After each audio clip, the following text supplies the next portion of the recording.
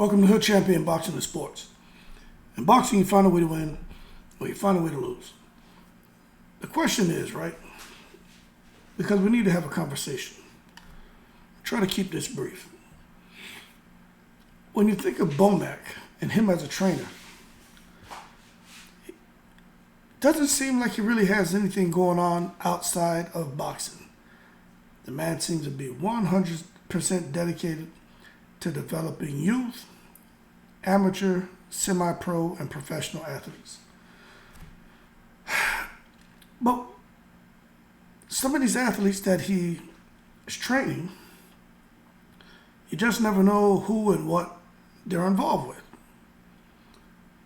Now, for Terence Crawford, it's no secret that he was being advised by the Irish mobster Daniel Kinahan, who was in hiding, right?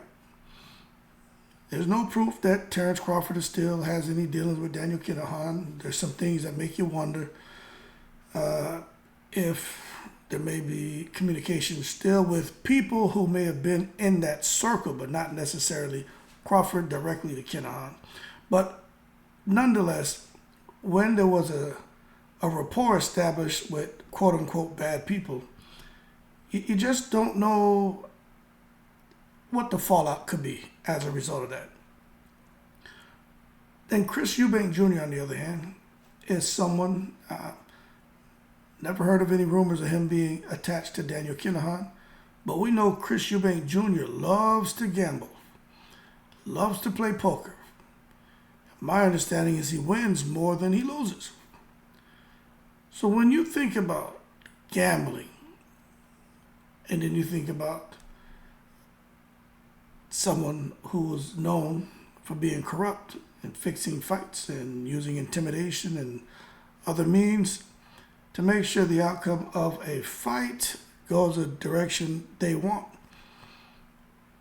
you can see where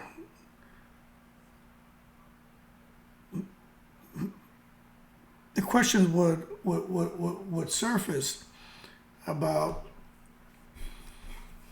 kind of careful of the company you keep, or understand the people who you have close relationships with. Try to understand some of their activities outside of your relationship as trainer to trainee. So I could easily see why some people think, hey, Chris Eubank Jr., something may have happened with gambling, could be an unresolved debt. So that way to get back at him, using their influence, is to somehow ensure a gun gets planted in the suitcase of Brian McIntyre Bomack. And then definitely with Terence Crawford and the fact that in the past there was a working relationship with Daniel Kinahan, whether it was through Top Rank or not, the bottom line is he was an advisor to Terence Crawford. You just don't know if there was something that didn't go the way maybe certain people would have liked, especially with such a big, high-profile, profitable fight between Crawford and Spence. And maybe someone felt that maybe, you know what, there's some money that was on the table that we should have probably had our hands on. The bottom line is, when you start looking at it, money is the root of all evil. Now, we're just having a conversation, but it makes people say, is Crawford to blame for Bomack being framed? Because I think Bomack's been framed, personally. Is it the fact that Bob Arum decided to get involved with this guy Kinahan, having him paying his man consultant fees, which definitely doesn't make any sense. And Crawford kind of got brought into that world, something that he definitely knew nothing about. This could just be a little bit of the fallout from that working relationship that has been disbanded. And with Chris Eubank Jr., I mean, when you're out there gambling, playing poker, maybe there's some unresolved debt, or maybe there's a favor that was done somewhere along the lines, and maybe somebody felt like, hey, we didn't really get what we deserved, especially with him coming off of a high-profile fight. And who knows what's going on when he's out there gambling. And I'm saying this just to stir up the conversation, because I have no idea why Bomack would have a gun in his suitcase. But when I start thinking about it, it's like, okay, what could be the cause? Well, maybe somebody wants to get back at Eubank Jr. Maybe somebody wants to get back at Terence Crawford. And when you think about it, what is something a person could do to get back at these guys? In particular, maybe they can target an innocent bystander like their trainer. Well, you say, well, damn, why would they put a gun in his suitcase? If they really wanted to do something to him, why wouldn't they just harm him physically or harm the athletes? Well, because they're probably not crazy enough to want to go out there and just take someone's life. Maybe they decided to put the gun in the luggage because of the firearm regulations in the UK. Now, a lot of people don't realize that in the United Kingdom, access by the general public to firearms is subject to some of the, my understanding, strictest control measures in the world. Matter of fact, majority of handguns have been banned in Great Britain. And for those people who wonder why they ban handguns in Great Britain, everywhere you go, you can purchase a handgun. That doesn't mean that it's right. But they banned the handguns in Great Britain since the Dunblane School massacre in 1996. So that's the reason for guns being banned. As a matter of fact, police in Great Britain are not routinely armed. Fatal shootings by police officers are extremely, extremely rare.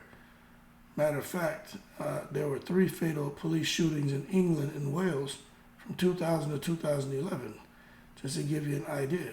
Mass shootings are also extremely rare. I mean, it just doesn't happen. You know what I'm saying? But going forward, now that you understand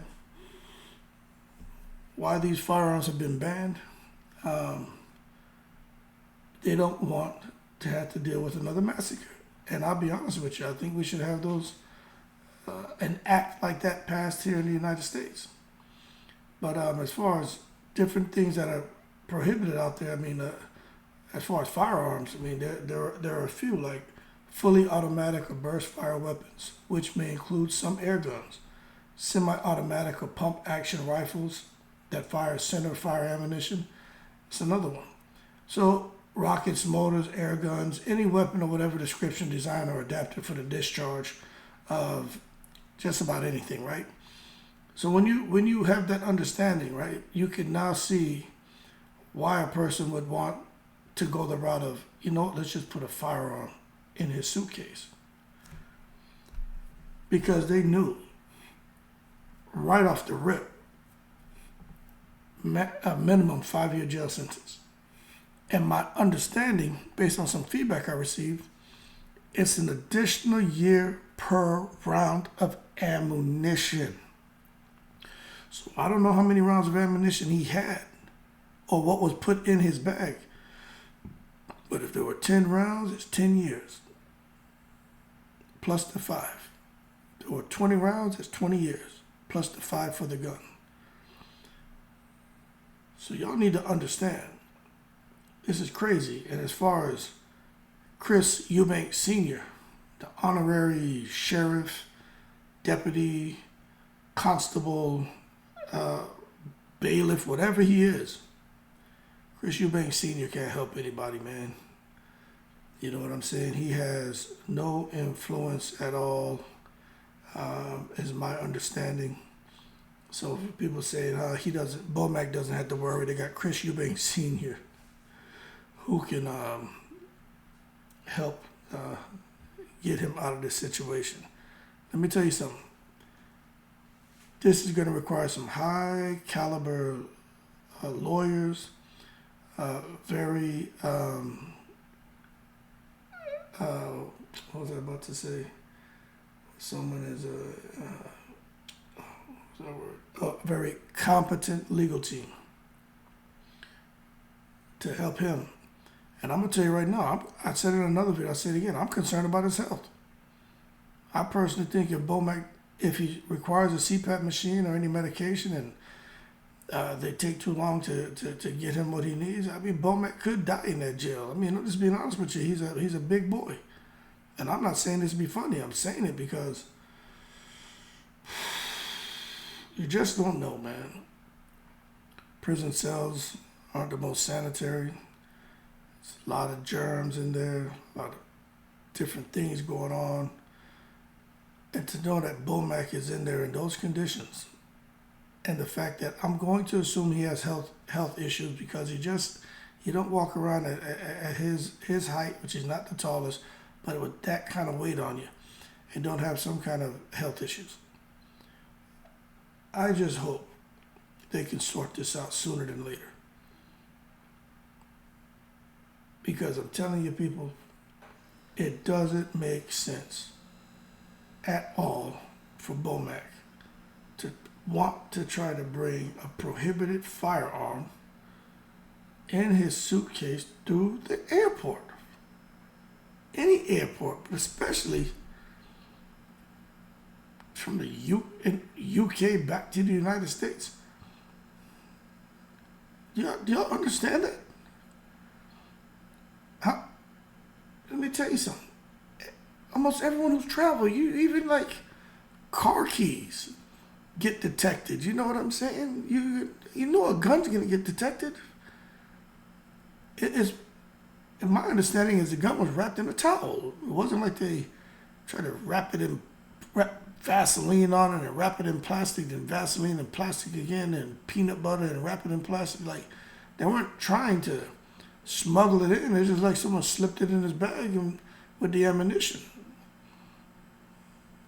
Come on now. I can understand the consternation about someone in the airport with a gun and ammunition in their bag because, you know, they don't want to deal with another mass shooting or an accident. But I'll tell you what, Bomack isn't the person anyone needs to be worried about. Bomack riding on a high. He's not going to do anything stupid. That being said, for me, trying to figure this out, because I can't make sense of what happened, you know, I start trying to peel the layers back. And I'm like, could this be fallout from a work relationship that was dissolved between Crawford and Kinahan and Irish mob involvement? Who knows? Could this be something with Chris Eubank Jr. and poker? And maybe somebody's not happy about the way a game went. You just don't know. But what I do know is something isn't right about this. And I'll be glad when we start getting more information to fill in the gaps. But even when we get that, I'm going to tell you to take it with a grain of salt, because only the fly on the wall knows. And if that fly could talk, then we'd have all the answers. But right now, nobody seems to be talking. You know why? Because don't nobody know what the hell's going on. It doesn't make sense to anybody. Anyway, y'all leave the comments below. Terence Crawford and Chris Eubank Jr. Do you think either one of them and their past working relationships with people, do you think that could be the reason for Bomack being framed? Let me know. Keep cool. Shout out to the veterans, all 7 continents. In the breeze.